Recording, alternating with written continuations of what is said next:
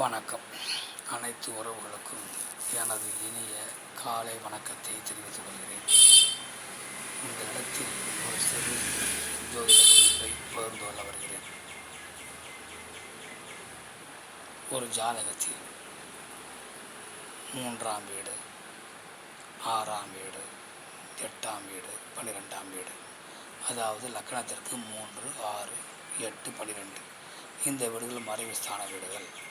இந்த வீடுகளில் இருக்கக்கூடிய கிரகங்கள் பலம் இழந்துவிடும் என நாம் ஜோதிடத்தில் பார்த்திருக்கிறோம். அந்த மறைவு ஸ்தானங்களில் ஒன்றான லக்னத்திற்கு 12ஆம் வீட்டிலே அயன ஜயன போகங்கள் என்று உல்லாசமான வாழ்க்கை, ஒரு வயது முதிர்ந்த காலத்து உல்லாசமான வாழ்க்கை, உல்லாச சுற்றுலா, ஆன்மீக சுற்றுலா, நிம்மதியான உறக்கம், நிம்மதியான ஓய்வு, இதை கொடுக்கக்கூடிய வீடு.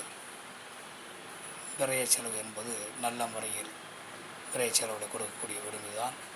கெடுவளங்களை கொடுத்து விரைய செலவு கொடுக்கக்கூடிய வீடு இந்த வீடு தான். வெளிநாட்டு பயணம், வெளிநாட்டில் வேலை செய்வது, வெளிநாட்டு மூலம் வருமானம், இதை கொடுக்கக்கூடிய இந்த 12ஆம் வீடு தான்.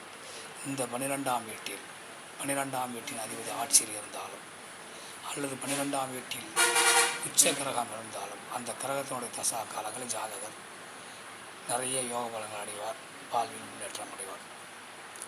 இந்த 12ஆம் வீட்டில் லக்னத்திற்கு 12ஆம் வீட்டில் சுக்கிர பகவான் இருந்தாலும் அல்லது லக்னாதிபதி இருக்கிறாரே அவருக்கு 12ஆம் வீட்டில் சுக்கிர பகவான் இருந்தாலும் அந்த சுக்கிர பகவானுடைய தசா காலத்தில் ஜாதகர் அபரிமிதமான முன்னேற்றம் அடைவார். அதில் லக்னத்திற்கு 12 என்று சொன்னவுடன் மறைவு ஸ்தானம், அது நல்ல பலன்களை செய்யாது என சொல்லிவிடக்கூடாது.